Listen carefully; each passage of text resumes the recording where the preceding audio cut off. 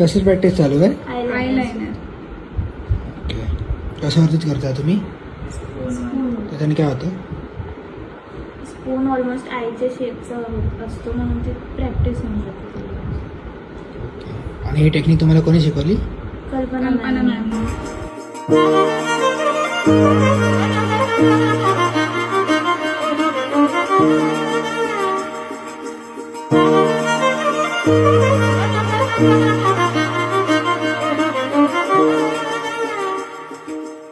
असं आपण स्पूनवर केलंय आणि विंग्स काढायला तर शेप बघितला तर आपण एक डोळ्यासारखाच येतो.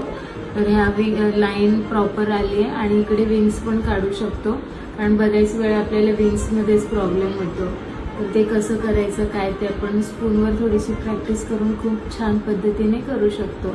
तुम्हीही करा घरी स्पून घेऊन. मॅम अजून काही टिप्स अँड ट्रिक्स आहेत तुमच्याकडे? आता हे जे ह्याच्यावर आहेत तर स्पूनवर आपल्याला विंग्स काढायला पण खूप प्रॉब्लेम होतो ना.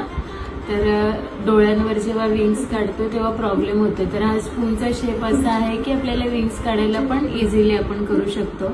आणि आता आपण ग्लासवर पण करणार आहोत, कारण आपले डोळे थोडेसे कर्व असतात तर आपल्याला ब्रश फिरवताना खूप प्रॉब्लेम होतो, एक वर एक खाली होतो.